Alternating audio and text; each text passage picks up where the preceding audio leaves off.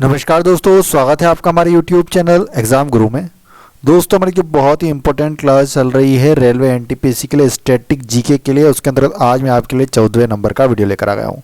इसके पहले मैं 13 वीडियो से इसके कंप्लीट कर चुका हूँ। जिन भी बच्चों ने नहीं देखे, सबसे पहले ये वाला वीडियो पूरा देख लीजिए, उसके बाद हमारे 13 वीडियो भी देख लीजिएगा। देखिए, डेली पेपर चल रहे हैं एनटीपीसी के, सब बच्चों को पता होगा फेज़ 2 के एग्जाम स्टार्ट हो गए हैं। सॉरी, अभी मैं एक दो दिनों से वीडियो अपलोड नहीं कर पाया था, कुछ कारण से मैं बाहर गया हुआ था, ठीक है ना। लेकिन अब कंटिन्यू वीडियो आएंगे।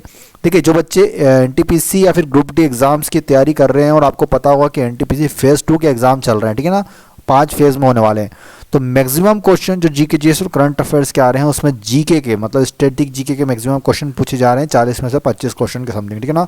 तो उसी के लिए हम डेली आपके लिए वीडियो ला रहे हैं। मोस्ट एक्सपेक्टेड क्वेश्चन, जिस तरह क्वेश्चन एग्जाम में पूछे जा रहे हैं वो, और जिस तरह के आगे पूछे जाएंगे वो, तो उसी का ये 14 नंबर का वीडियो लेकर आए हैं हम आपके लिए। पूरा वीडियो जरूर देखिएगा शुरू से आखिर तक, बहुत ज़्यादा फायदा मिलेगा आपको। मैक्सिमम क्वेश्चन इसमें से आने वाले, ठीक है ना। अभी स्टेज 2 में भी मैक्सिमम क्वेश्चन हमारे यहाँ से ही रिपीट हो गए। तो चलिए स्टार्ट करते हैं वीडियो नंबर 14 को। कोशिश कीजिएगा कमेंट बॉक्स में हर बच्चा हर क्वेश्चन का आंसर पूरा लिखने की कोशिश करे, ठीक है ना।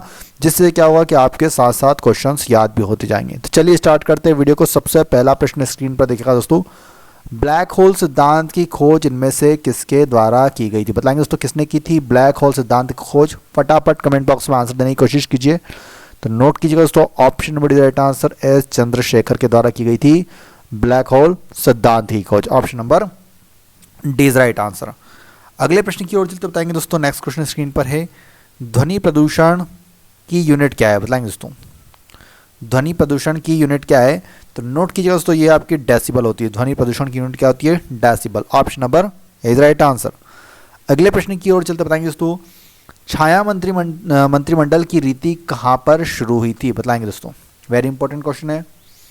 इसको आप बोलते हैं शेडो मंत्रिमंडल भी बोल सकते हैं। तो छाया मंत्रिमंडल की रीति कहाँ पर स्टार्ट हुई मानी जाती है? तो नोट कीजिएगा दोस्तों, ये ग्रेट ब्रिटेन में स्टार्ट हुई मानी जाती है। Option number B is right answer. अगले प्रश्न की ओर चलते हैं, लोधी वंश का संस्थापक इनमें से कौन था? बताएंगे दोस्तों, इंपॉर्टेंट क्वेश्चन है। लोधी वंश का संस्थापक इनमें से कौन है? तो नोट किया दोस्तों, ये आपके बहलोल लोधी। कौन है? Bahlol Lodi. Option number C is right answer. अगला प्रश्न की, सरकार का कंपनी से सम्राट को अंतरण लॉर्ड कैनिंग द्वारा 1 नवंबर 1857 को घोषित किया गया था।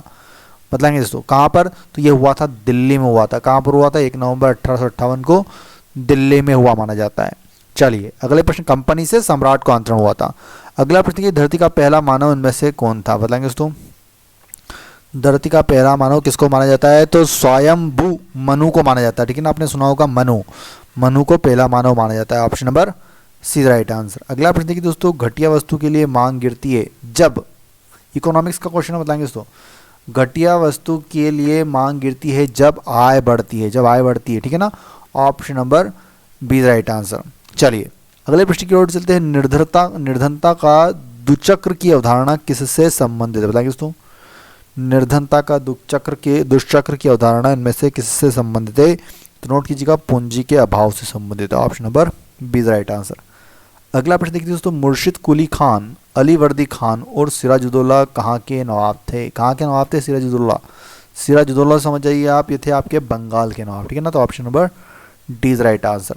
चलिए अगले प्रश्न की ओर चलते हैं, दामीन ई को क्या था? बताएंगे बच्चों, दामीन ई को क्या था? तो नोट किया दोस्तों, ऑप्शन राइट आंसर वन क्षेत्र था। क्या था? वन क्षेत्र हो जाएगा इसका क्षेत्र, ठीक है ना। चलिए अगले प्रश्न की ओर चलते हैं, सोडियम कैल्शियम सिलिकेट को डैश भी कहते हैं। बताएंगे दोस्तों, क्या भी कहा जाता है सोडियम कैल्शियम सिलिकेट को? तो इसको मृदु कांच भी कहा जाता है। क्या कहा जाता है? मृदु कांच। Option number C right answer. अगला प्रश्न देखिए, हम्बुराबी के नियम किस सभ्यता के थे? हम्बुराबी के नियम दोस्तों, ये बेबीलोन की सभ्यता के माने जाते हैं। हम्बुराबी के नियम किसके? बेबीलोन की सभ्यता के। नेक्स्ट क्वेश्चन है दोस्तों, निम्नलिखित में से दिल्ली का अंतिम सुल्तान इनमें से कौन था? बताएंगे बच्चों, देखिए दिल्ली के अंतिम सुल्तान की बात हो रही है, तो ये थे आपके दोस्तों इब्राहिम लोदी था। कौन था? Ibrahim Lodi. Option number D right answer. अगला प्रश्न देखिए दोस्तों स्क्रीन पर, वर्षा की बूंदें रेडियो तरंगों की ऊर्जा की मूल दिशा को विचलित करती है। देखिए क्वेश्चन पूरा नहीं है, इसको छोड़ेंगे, आगे बढ़ेंगे। भारतीय संस्कृति के अंतर्गत ऋतु का अर्थ क्या है? बताएंगे दोस्तों, रीत का अर्थ क्या है? तो दोस्तों होता है प्राकृतिक नियम, ठीक है ना। Option number is right answer. प्राकृतिक नियम होते हैं रीत। बताएंगे दोस्तों, मौर्य शासन व्यवस्था में रूप दर्शक अधिकारी कौन था? बताएंगे दोस्तों, मौर्य शासन व्यवस्था में रूप दर्शक अधिकारी किसको कहा जाता था? तो नोट कीजिएगा दोस्तों, सिक्कों के प्रबंधन को। किसको? सिक्कों का प्रबंधन कहा जाता था। चलिए अगला प्रश्न देखिए, पृथ्वी की बताएंगे दोस्तों, पृथ्वी की पपड़ी में सबसे ज्यादा पाई जाने वाली धातु इनमें से कौन सी है? कौन सी धातु सबसे अधिक मात्रा में पाई जाती है भूपर्पटी में? तो दोस्तों ये पाई जाती है aluminium. Option number C right answer. अगले प्रश्न की ओर चलते हैं, ब्लैक पैगोडा किस मंदिर को कहा जाता है? बताएंगे दोस्तों, वेरी सिंपल क्वेश्चन दोस्तों, पूछा भी गया एग्जाम में, घुमा फिरा के आया था कि कहाँ पर स्थित है। दोस्तों ब्लैक पैगोडा का जो मंदिर है वो उसको कोणार्क के सूर्य मंदिर को कहा जाता है। Option number B right answer. कहाँ पे है कमेंट बॉक्स में जरूर बताइएगा, ठीक है ना, कहाँ पर स्थित है, सबको पता होगा, क्वेश्चन पूछा भी गया है। बताएंगे दोस्तों, विस्कोस रेयॉन धागा बनता है? बताएंगे दोस्तों, विस्कोस रेयॉन धागा बनता है तो नोट कीजिएगा दोस्तों, ये सेल्यूलोज जैंथेट से बनता है। किससे बनता है? सेल्यूलोज जैंथेट से। अगला प्रश्न की, भारत का 20वां परमाणु बिजली घर इनमें से कौन सा है? बताएंगे बच्चों, भारत का 20वां परमाणु बिजली घर इनमें से कौन सा है? तो नोट कीजिए दोस्तों, आपका है केगा। कहाँ पर स्थित है? कर्नाटक में स्थित है। चलिए अगला प्रश्न देखिए, पृथ्वी को क्षितिज के समांतर घेराव करने वाली काल्पनिक रेखाएं क्या कहलाती है? तो नोट कीजिएगा दोस्तों, पृथ्वी को क्षितिज के समांतर घेराव करने वाली काल्पनिक रेखाओं को अक्षांश रेखाएं कहते हैं। क्या कहते हैं? अक्षांश रेखाएं। अगला प्रश्न देखिए दोस्तों, डाक मीटर का द्वारा आविष्कार किया गया? बताएंगे दोस्तों, डाक मीटर के द्वार का आविष्कार किसके द्वारा किया गया था? दोस्तों किसके द्वारा किया गया था इसका आविष्कार डाक मीटर का? तो दोस्तों ये किया गया था आपके आर्थर पिटनी के द्वारा। किसके द्वारा किया गया था? आर्थर पिटनी। नेक्स्ट क्वेश्चन देखिए दोस्तों, भारतीय संविधान के किस संशोधन द्वारा प्रस्तावना में दो शब्द मतलब समाजवादी और धर्मनिरपेक्ष जोड़े गए थे? तो कौन सा संविधान संशोधन था? तो ये था दोस्तों आपका 42 था ना, बहुत बड़ा संविधान संशोधन मानते हैं। इसके थ्रू क्या किया गया था कि समाजवादी और धर्मनिरपेक्ष शब्द जोड़े गए थे, ठीक है ना। चलिए अगले प्रश्न की ओर चल बताएंगे दोस्तों, पुष्प की सुखाई गई कलियों का प्रयोग मसाले के रूप में किया जाता है? बताएंगे दोस्तों, मसाले के रूप में, सॉरी, पुष्प की सुखाई गई कलियों का प्रयोग मसाले के रूप में किया जाता है तो ये आपके लौंग में किया जाता है। लौंग आता है इसके अंतर्गत, ठीक है ना। पुष्प की सुखाई गई कलियां ही होती है लौंग, ठीक है ना। Option number C right answer. Akbar द्वारा बनवाए उपासना भवन का क्या नाम था? इंपॉर्टेंट क्वेश्चन दोस्तों, अकबर द्वारा बनवाए गए उपासना भवन का क्या नाम था? तो नोट कीजिएगा दोस्तों, ये था आपका option number C right answer, इबादत खाना था। क्या था? इबादत खाना। ऑप्शन नंबर सी इस क्वेश्चन का बिल्कुल सही उत्तर जाएगा। चलिए बताएंगे दोस्तों स्क्रीन पर, विश्व स्वास्थ्य दिवस कब मनाया जाता है? VIMP क्वेश्चन रहेगा दोस्तों आपके एग्जाम्स के लिए आला, ठीक है ना, बहुत ज़्यादा इंपॉर्टेंट क्वेश्चन है। देखिए विश्व स्वास्थ्य दिवस मनाया जाता है आपका प्रतिवर्ष 7 अप्रैल को, ठीक है ना। Option number D is right answer. अगला प्रश्न देखिए दोस्तों, ज्यामिति का जनक किससे कहा जाता है? जनक बहुत पूछे जा रहे हैं एग्जाम में, VIMP क्वेश्चन है, ठीक है ना, जनक बहुत आ रहे हैं तो नोट कीजिए दोस्तों, ये माना जाता है यूक्लिड को। किसको माना जाता है? ज्यामिति का जनक यूक्लिड को माना जाता है। अगला प्रश्न देखिए, किसने कहा था एक अच्छा नागरिक एक अच्छा राज्य बनाता है और बुरा नागरिक एक बुरा राज्य? किसके कथन है? तो दोस्तों ये अरस्तु के कथन है। किसके कथन है? अरस्तु। Option number B is right answer. अगला प्रश्न देखिए, निम्नलिखित में से कौन सा पादप हार्मोन है? बताएंगे बच्चों, इनमें से कौन सा पादप हार्मोन की श्रेणी में आता है? तो ये आता है साइटोकाइनिन आता है पादप हार्मोन की श्रेणी में। Option number D is right answer. Jharkhand उच्च न्यायालय की स्थापना बच्चों कब हुई थी? तो नोट कीजिएगा, ये हुई थी आपकी 15 नवंबर सन 2000 को। कब हुई थी? 15 नवंबर सन 2000 को मानी जाती है झारखंड उच्च न्यायालय की स्थापना। अगले प्रश्न की ओर चलते बताएंगे दोस्तों, चरक किसके दरबार में प्रसिद्ध चिकित्सक थे? बतलाएंगे, इंपॉर्टेंट क्वेश्चन है। चरक इनमें से किसके दरबार में प्रसिद्ध चिकित्सक थे? तो नोट कीजिएगा दोस्तों, ये थे आपके कनिष्क के दरबार में। Option number D is right answer. किसके दरबार में थे? कनिष्क के दरबार में। बताएंगे दोस्तों, सूर्योदय व सूर्यास्त के समय सूर्य लाल दिखाई देता है, इसको निम्न आधार पर समझाया जा सकता है। क्या होता है? किस घटना के कारण होता है सूर्य लाल सूर्योदय और सूर्यास्त के समय? तो दोस्तों ये होता है प्रकाश के प्रकीर्णन के कारण। Option number D is right answer.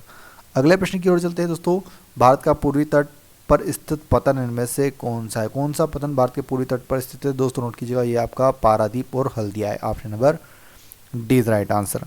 अगले प्रश्न की ओर चलते बताएंगे दोस्तों, पानी की छोटी छोटी बूंदों से मिलकर एक बड़ी बूंद बनाने की प्रक्रिया में निकाय की पृष्ठ ऊर्जा पर क्या प्रभाव पड़ता है? बतलाएंगे, तो नोट कीजिए दोस्तों, घट जाती है। निकाय की पृष्ठ ऊर्जा क्या हो जाती है? घट जाती है। Option number B is right answer. बताएंगे दोस्तों स्क्रीन पर, अक्टूबर 1953 ईस्वी में संयुक्त राष्ट्र महासभा की पहली महिला अध्यक्ष कौन बनी थी? VIMP क्वेश्चन दोस्तों, कौन बनी थी? तो नोट कीजिए दोस्तों, option number D is right answer, Shrimati Vijayalakshmi Pandit बनी थी। कौन बनी थी? श्रीमती विजयलक्ष्मी पंडित। चलिए अगले प्रश्न की ओर चलते बताएंगे दोस्तों, कुर्मांचल केसरी के नाम से जाना जाता है, बताएंगे बच्चों कुर्मांचल केसरी के नाम से इनमें से कौन जाना जाता है? तो बद्रीदत्त पांडेय को जाना जाता है। किसको जाना है? बद्रीदत्त पांडेय को। बताएंगे दोस्तों आलू का कौन सा भाग खाया जाता है? इंपॉर्टेंट क्वेश्चन है साइंस का। बताएंगे दोस्तों आलू का इनमें से कौन सा भाग खाया जाता है? तो नोट कीजिए दोस्तों तना। Option number D is right answer, ठीक है ना। चलिए मनुष्य की आंख में किसी वस्तु का प्रतिबिंब बनता है? बताएंगे दोस्तों कहाँ पर बनता है? मनुष्य की आंख के अंतर्गत किसी वस्तु का प्रतिबिंब कहाँ पर बनता है? तो नोट कीजिए दोस्तों दृष्टिपटल मतलब रेटिना में बनता है। Option number D is right answer. अगला प्रश्न दोस्तों, अमेरिका के प्रथम उपराष्ट्रपति इनमें से कौन थे? बताएंगे दोस्तों अमेरिका के प्रथम उपराष्ट्रपति इनमें से कौन थे? तो नोट किए दोस्तों ये थे आपके जॉन एडम्स थे। कौन थे अमेरिका के प्रथम उपराष्ट्रपति? John Adams. Option number D is right answer. देखिए एक और चीज़ याद रखिएगा, जो प्रथम उपराष्ट्रपति थे जॉन एडम्स अमेरिका के, उनका कार्यकाल 1785 से 1788 तक रहा था, ठीक है ना। 1785 से 1788 तक, ठीक है ना। और ये मान लीजिए कि ये बाद के अमेरिका के दूसरे राष्ट्रपति भी हैं जिनका कार्यकाल 1797 से 1801 तक बने थे ये, ठीक है ना। बाद में राष्ट्रपति भी बने थे वहाँ के। चलिए मौलिक कर्तव्यों को किस संशोधन द्वारा निर्धारित किया गया? बताएंगे, वीआईपी क्वेश्चन है। मौलिक कर्तव्यों को इनमें से किस संशोधन के द्वारा निर्धारित किया गया? तो नोट किया दोस्तों ये किया गया था आपके 42वें संविधान संशोधन के द्वारा। Option number C right answer. बताएंगे दोस्तों निम्नलिखित में से किस लागत का संबंध न्यूनतम लागत से होता है? तो ये होता है दोस्तों आपके परिवर्ती लागत। जो परिवर्ती लागत होता है उसका संबंध न्यूनतम लागत से माना जाता है। बताएंगे दोस्तों स्क्रीन पर सक्रिय स्ट्रेटो ज्वालामुखी पर्वत सेंट हेलेंस निम्नलिखित में से किस देश में स्थित है? किसकी बात हो रही है यहाँ पर? सक्रिय स्ट्रेटो ज्वालामुखी पर्वत सेंट हेलेंस निम्नलिखित में से किस देश में स्थित है? तो नोट कीजिए दोस्तों ये आपके संयुक्त राज्य अमेरिका में स्थित है। Option number B right answer. बताएंगे दोस्तों भूकंप का कारण किससे बनता है? तो नोट कीजिए दोस्तों option number B right answer, tectonism से। भूकंप किस कारण से आते हैं? टेक्टोनिज्म, ठीक है ना। पृथ्वी के भूतल भाग में ऊर्जा के अचानक मुक्त होने से भूकंपीय लहरें पैदा होती है। क्या होता है कि जो भूतल होता है ना वहाँ पर ऊर्जा अचानक से रिलीज हो जाती है, तो उसके कारण क्या होता है? टेक्टोनिज्म के कारण क्या होता है? भूकंपीय तरंगें आती है और उससे ही भूकंप आता है। यह प्रायः प्लेट सीमाओं के साथ गठित होती है। जो प्लेट्स होती है ना पृथ्वी के अंदर प्लेट्स लगी होती है उनमें अचानक से होता है ये, तो इसलिए भूकंप आ जाता है। बताएंगे दोस्तों विकिरण के प्रमात्रा मतलब क्वांटम सिद्धांत के संस्थापक इनमें से कौन थे? तो नोट कीजिए दोस्तों ये प्लैंक को माना जाता है। किसको माना जाता है? प्लैंक। चलिए बताएंगे दोस्तों निम्नलिखित में से कौन सा एक यशद पुष्प कहलाता है? कौन सा कहलाता है यशद पुष्प? तो दोस्तों यह था आपका जिंक ऑक्साइड एक यशद पुष्प की श्रेणी में आता है। Option number C right answer. FIM विश्व कप जीतने वाली पहली भारतीय महिला इनमें से कौन है? बताएंगे दोस्तों कौन है पहली भारतीय महिला? तो ये option number C right answer Aishwarya Pissay. Bengaluru की रहने वाली है ऐश्वर्या पिस्सी जिन्होंने महिला वर्ग में FIM विश्व कप खिताब 13 अगस्त सन 2019 को अपने नाम कर लिया था, ठीक है ना। ऐश्वर्या इसी के साथ मोटर स्पोर्ट विश्व कप जीतने वाली भी पहली रेसर बन गई है, ठीक है ना। Option number C right answer. बताएंगे दोस्तों सार्क का पहला शिखर सम्मेलन कहाँ पर हुआ था? VIM क्वेश्चन दोस्तों सार्क बिल्कुल पूछा जा सकता है। नोट कीजिएगा दोस्तों option number D right answer Dhaka में हुआ था। पहला शिखर सम्मेलन कहाँ पर हुआ था? ढाका में। बताएंगे दोस्तों खाद्य फसलों में ये शामिल है। बताएंगे कौन सी फसलें शामिल होती है खाद्य फसलों के अंतर्गत? तो देखिए यहाँ पर नाम से स्पष्ट है हमारे, एक खाद्यान्न फसलें होती है, दालें होती है और खाद्य तिलहन होता है, ठीक है। तो option number C right answer ये खाद्य फसलों में शामिल फसलें हैं। देखिए दोस्तों राज्यसभा का कार्यकाल कितने वर्ष का होता है? तो नोट कीजिए दोस्तों राज्यसभा होती है वो 6 वर्ष के लिए होती है। कितने वर्ष के लिए होती है? 6 वर्ष के लिए। Option number C right answer, ठीक है ना। चलिए अगले प्रश्न की ओर चलते दोस्तों, महात्मा गांधी का जन्म कहाँ पर हुआ था? VIM क्वेश्चन दोस्तों बहुत ज़्यादा संभावना है क्योंकि गांधी जी को तो पूरा आप जीवनी ही पढ़ के चले जाइए इनकी, क्योंकि बहुत क्वेश्चन आ रहे हैं। तो दोस्तों गुजरात के पोरबंदर में हुआ था इनका, ठीक है ना। जन्म कब हुआ था? मृत्यु कब हुई थी? इन्होंने क्या क्या काम करे? किन किन आंदोलन से जुड़े हुए थे? ये कहाँ कहाँ कब गए? कौन से गोलमेज सम्मेलन में गए थे? किन किन आंदोलन में इन्होंने भाग लिया? किन किन सभाओं के नेता रहे, ठीक है ना, अध्यक्ष रहे? सभी चीज़ याद कर लीजिएगा गांधी जी के आसपास घूमती हुई। दक्षिण अफ्रीका कब गए थे? क्यों गए थे? कितने साल के लिए गए थे? वहाँ क्या क्या करा इन्होंने? फिर वहाँ से आकर भारत में क्या क्या करा? इनको किस नाम से जाना जाता है? इनके गुरु कौन है? ये बिल्कुल पूछे जा रहे हैं क्वेश्चन, ठीक है ना। चलिए अगले प्रश्न की ओर चलते, छत्तीसगढ़ के राज्यपाल कौन है? तो नोट किया दोस्तों option right answer Anusuiya Uikey हैं छत्तीसगढ़ के राज्यपाल, ठीक है ना। बिल्कुल हो सकता है अपडेट आप एक बार जब भी एग्ज़ाम देने जाए तो बिल्कुल सभी राज्यों की अपडेटेड पढ़ के जाएँ, हो सकता है चेंज हो गए हो। मैं इस पर डेली हर महीने आपके लिए राज्यपाल मुख्यमंत्री वाले वीडियो बनाता भी हूँ वैसे। चलिए बताएंगे दोस्तों, कर्पूर मंजरी के लेखक राजशेखर किसके गुरु थे? तो दोस्तों नोट कीजिएगा, ये थे आपके महेंद्रपाल प्रथम वन, महेंद्रपाल प्रथम के गुरु थे। Option number is right answer. अगला प्रश्न देखिए दोस्तों, पूर्णतः कार्बनिक होने वाला प्रथम भारतीय प्रदेश इनमें से कौन सा है? पूर्णतः कार्बनिक होने वाला प्रथम भारतीय प्रदेश इनमें से कौन सा है? दोस्तों नोट कीजिएगा दोस्तों, आपका Sikkim. Option number B is right answer. Next question देखिए दोस्तों, निम्नलिखित में से कौन सा एक ऑपरेटिंग सिस्टम नहीं है? कंप्यूटर साइंस का क्वेश्चन है।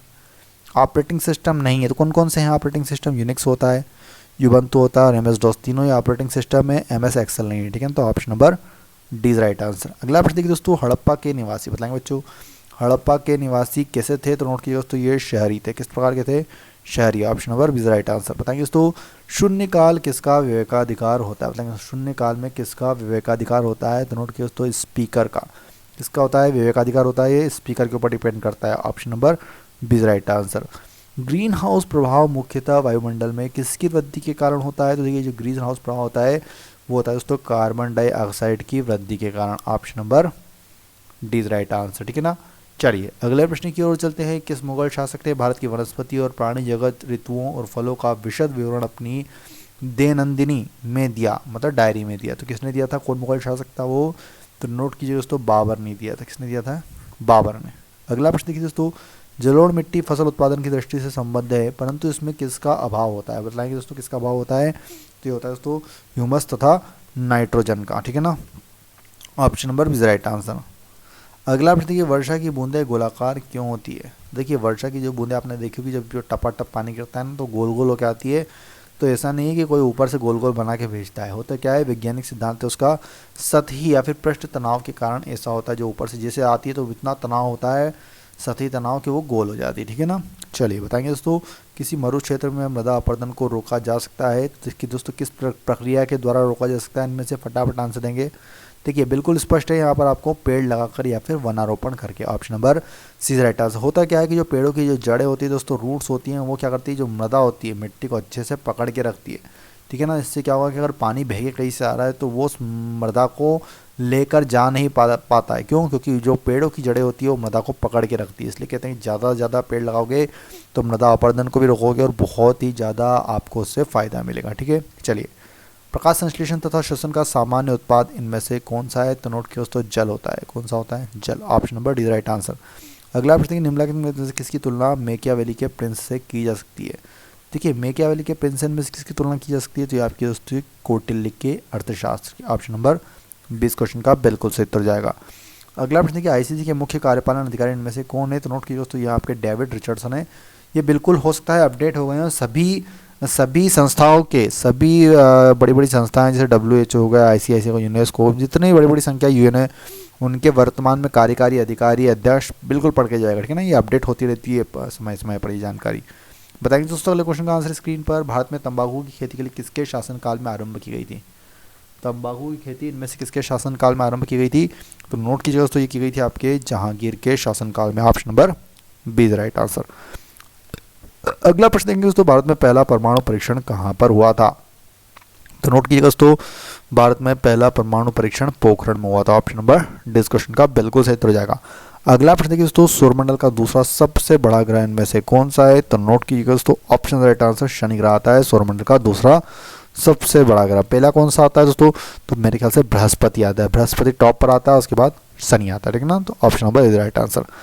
बताएंगे दोस्तों स्क्रीन पर अगले क्वेश्चन का आंसर, निम्नलिखित में से वायुमंडल की कौन सी परत रेडियो संचार को संभव बनाती है? तो कौन सी परत होती है जो वायुमंडल की, कौन सी परत होती है जो रेडियो संचार को संभव बनाती है? तो ये होती है दोस्तों आयन मंडल के थ्रू होता है। जितना भी रेडियो संचार होता है ना, आयनमंडल के थ्रू होता है, जो आयन मंडल से टकरा कर ही तरंगे इधर से उधर जाती है। अगला प्रश्न देखिए दोस्तों स्क्रीन पर, कोमागातामारू क्या था? बताएंगे दोस्तों, कोमागातामारू क्या था? फटाफट आंसर देंगे दोस्तों। तो नोट किया दोस्तों, ऑप्शन राइट आंसर एक पोत है। क्या है? पोत है। दोस्तों आपको एक और बात बता दूं कि फेज़ 1 का जो NTPC का एग्ज़ाम हो गया है, मैक्सिमम बच्चों ने तो उसके जो 1000 क्वेश्चन के समथिंग आए थे उसमें, क्योंकि 24 शिफ्ट में एग्ज़ाम हुआ था और हर शिफ्ट में लगभग आपको पता होगा कि 40 क्वेश्चन आए थे GK GS और करंट अफेयर्स के। तो 900 से 1000 क्वेश्चन, 960 से 1000 क्वेश्चन आए थे। तो हमने 1000 क्वेश्चन को पूरे इकट्ठे कर लिए हैं और मैक्सिमम बच्चों ने तो वीडियो देख लिया, जिन्होंने नहीं देख लिया तो मैं उनके लिए आई बटन पर यहाँ पर जोड़ रहा हूँ, तो आप आई के बटन से बिल्कुल देख लीजिएगा वीडियो सारे क्वेश्चन, क्योंकि अब फेज़ 2 चल रहा है, तो फेज़ 2 से लेकर तो फेज़ 5 तक वालों को भी बहुत फ़ायदा मिलेगा। एनटीपीसी ग्रुप डी और स्टेज 2 का जो एग्ज़ाम देने हैं, मतलब स्टेज 1 का एग्ज़ाम अच्छा गया है फेज़ 1 का, उनके लिए भी 1000 क्वेश्चन सभी फायदेमंद है। तो आपने अगर नहीं देखे तो 2.5 घंटे का समय निकालना पड़ेगा आपको। वीडियो थोड़ी लंबी है वो, ठीक है ना। मैं आपको बता दूं कि लगभग 150 मिनट, मतलब 1-2.5 घंटे हो गए। 2.5 घंटे के अंदर मेरे को 1000 क्वेश्चन कंप्लीट कराया। मैंने बहुत जल्दी क्वेश्चन कराए, लेकिन फिर भी मुझे 2.5 घंटे लग गए। तो जिन्होंने देख लिया वो तो अच्छा है, मत देखना, लेकिन जिन्होंने नहीं देखना वो एक बार जरूर देखना। और लेकिन अगर किसी ने देख लिया है लेकिन याद नहीं है तो आप एक बार और देख लेना, 2 से 3 बार देखिए उसको, क्योंकि मैक्सिमम ये मान लीजिए कि उसमें से 10 से 15 क्वेश्चन रिपीट होने वाले हैं। आपको पता है ना कि रेलवे बहुत ज़्यादा रिपीट कर रहा है, क्या पता क्यों रिपीट करते हैं रेलवे वाले क्वेश्चन, लेकिन 10 से 15 क्वेश्चन मैक्सिमम रिपीट होने हैं जब भी आप अगली एग्जाम दोगे, चाहे स्टेज 2 की बात हो या फिर फेज़ 2 से फेज़ 5 की बात हो या फिर ग्रुप डी की बात हो। 10 से 15 क्वेश्चन ही 1000 क्वेश्चन में। जैसे ही फेज़ 2 कंप्लीट होगा मैं फेज़ 2 के भी 1000 क्वेश्चन की एक नई वो वीडियो लॉन्च कर दूंगा 2.5 घंटे की, ठीक है ना। लेकिन सबसे पहले फेज़ 1 का देख के रखिए आप। 3 घंटे का वीडियो है, 2.5 से 3 घंटे का, 2.5 घंटे का है, 2 घंटे 40 मिनट का। तो बिल्कुल जिन्होंने देख लिया वो तो अच्छा, जिन्होंने नहीं देखा तो आज ही जाकर अभी देखो, आई के बटन मैंने जोड़ दिया है, बिल्कुल पूरा देख लेना, ठीक है ना। मैक्सिमम बच्चों ने देख लिया। चलिए, तो आज का ये वीडियो कंप्लीट हो गया है। रात को 10 बजे फिर जुड़िएगा, और अभी मैं आपको टॉपिक वाइज भी वीडियो बना दूंगा। वीडियो देखने को बहुत धन्यवाद। जाने से पहले वीडियो को लाइक जरूर कीजिए, लाइक बहुत कम आते हैं, और शेयर ज़्यादा से ज़्यादा कीजिएगा, ठीक है ना। और चैनल को सब्सक्राइब करके बेल आइकन दबाने और ऑल नोटिफिकेशन को एक्टिवेट कर लीजिएगा, ठीक है ना। चलिए, तो मिलते हैं रात को 10 बजे। वीडियो जरूर देख लीजिएगा आप, 2.5 घंटे का जिन्होंने नहीं देखा, ठीक है ना, बहुत फायदा मिलेगा। 10 से 15 नंबर डायरेक्ट बनेंगे। चलिए, तो वीडियो देखने को बहुत धन्यवाद। जय हिंद, जय भारत, वंदे मातरम।